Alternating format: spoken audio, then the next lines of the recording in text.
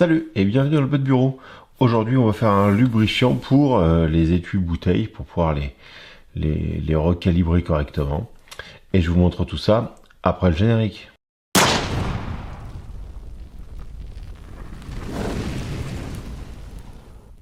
Je suis très Dillon, la marque Dillon. Ils ont un super lubrifiant que j'utilise.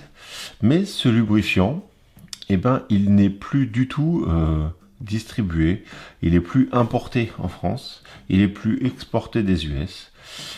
Et ce que je vous propose aujourd'hui, c'est d'en fabriquer par vos propres moyens.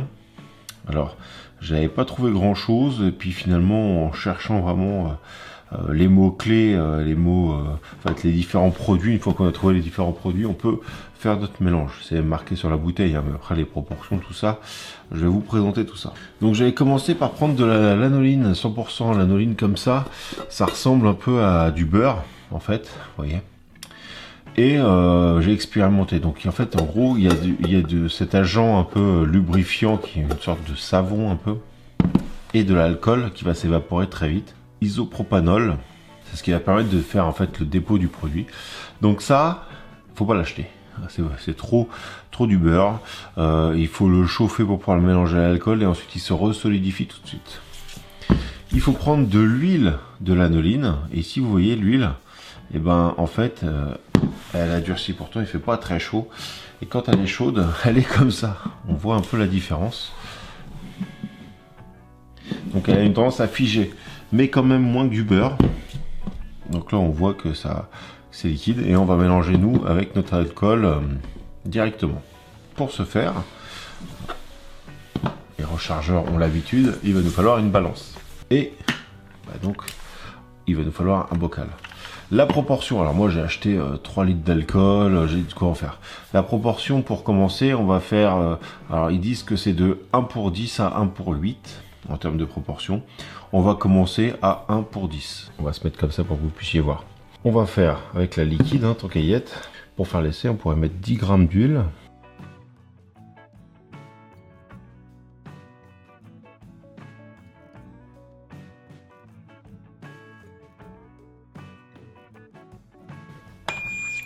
Donc, nous sommes à 20 grammes d'huile. Qui dit 20 grammes d'huile dit 2 fois 10 grammes pour 2 fois 100 grammes, on va dire 200 grammes de notre alcool.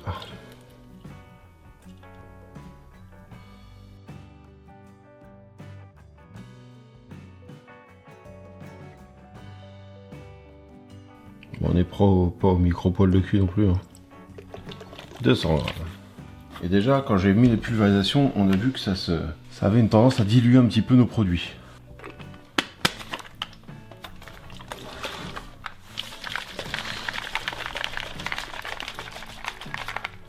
Je fais pivoter en fait l'alcool comme ça, pour que ça vienne enlever. Et on voit déjà qu'au fond, on a bien enlevé.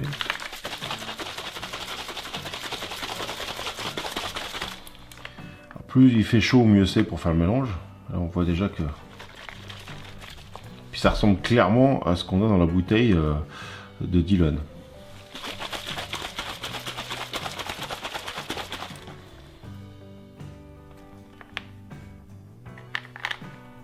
Et voilà, on est bien. On a notre... déjà là, on doit avoir 200 grammes, on est à 220 grammes même. On est à l'équivalent d'une bouteille que l'on vend 15 ou 20 euros. Hein. Alors, sachant que ça coûte à peu près 10 balles. Et ça, la même chose. Donc, pour 20 euros, tu as plus d'1 litre de produit. Bon, on est bien. Puis surtout, c'est disponible, quoi.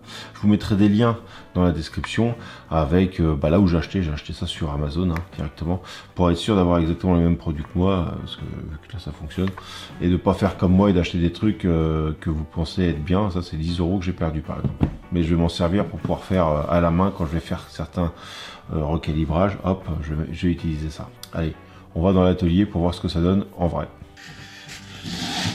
Donc, nous allons comparer on va dire le manufacturé. On remarque qu'il y a énormément de dépôts. Bon, il fait pas chaud dans le garage, mais là vous voyez le dépôt là. On voit bien le dépôt, parce que c'est pour ça qu'il faut secouer. Quand on secoue, bah, il commence à disparaître, quand on réchauffe aussi. Par contre, on remarque qu'il y a quand même une différence de couleur. La concentration en lanoline doit être plus grande dans mon mélange, parce qu'elle est beaucoup plus jaune. Là, on voit, vous voyez un peu les morceaux qui flottent. On va comparer avec le 300 Blackout, la version manufacturée de la version nicolaïsée.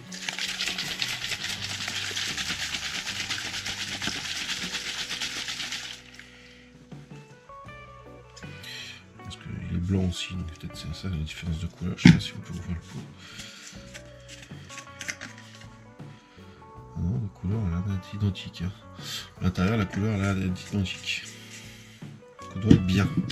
On doit être bien, Tintin. Donc ici, un étui. Pour être sûr qu'il soit bien dégraissé, je vais en faire comme deux direct. On va prendre ces deux étuis-là. On prend du nettoyant frein. Ça va vraiment diluer tout le gras qui pourrait être dessus. Hein. C'est vraiment dégraissant. Reviens là, toi. Pipi de coquine. Ça, c'est ce qu'on a coupé à la longueur. On a ébavuré. Hop. Donc ça, si je fous ça directement dans mon outil de recalibrage, je sais déjà comment ça va faire, et vous l'avez déjà tous vu sur différents forums. Ça va rester coincé dedans, ça va me péter le cul, ça peut pas marcher. Ça peut pas marcher, je peux essayer, mais... Là, on voit déjà que je force plus que la normale, ça l'a à peine amorcé. Donc on va se servir d'ailleurs de ce petit repère là. Je vais utiliser...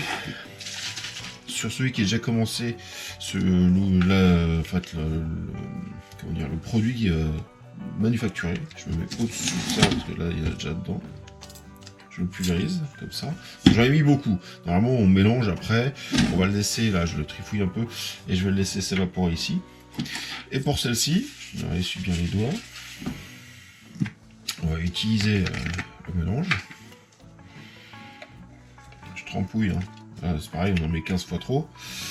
Mais c'est pour comparer en fait les deux produits. C'est-à-dire que s'ils fonctionnent pareil, ça devrait le faire. Là, on va laisser s'évaporer un petit peu. Donc, ça s'est évaporé. Je reprends celui-ci. D'accord. Avec un doigt. Avec un doigt, et on a fait intérieur-extérieur, donc on a affiné.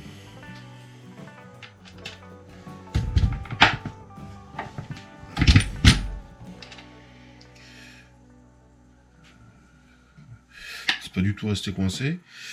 Celui-ci maintenant.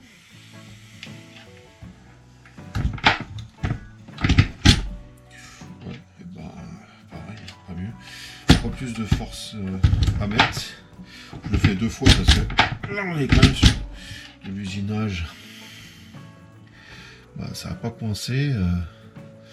Les deux sont au même état. Et ben, j'ai l'impression que j'ai trouvé ma formule. Voilà. Donc je suis bien content. Avec pas grand chose, on arrive à le faire, ce qui nous revient à pas trop cher au final, parce que maintenant, je pense que je suis tranquille à vie. On n'est pas limité dans nos recalibrages et toutes ces choses-là. Et surtout, on n'a plus le phénomène d'étuis qui se bloquent, comme ça se pose assez souvent hein, sur les forums. Les gars, ils viennent avec leurs étuis cassés, enfin avec leur shell holder cassé ou le culot de l'étui cassé avec l'étui dans l'outil. C'est mauvaise lubrification. Le WD-40, j'en ai plein, c'est très bien, mais pas pour ça. Ça sert pas à ça, le WD-40. Non, non, non, non, non. Sur ce, je vous dis, eh ben, à bientôt. Je vous mets une vidéo là. Vous avez juste à cliquer sur l'écran. Et puis, moi, je vous dis à vendredi prochain pour une nouvelle vidéo.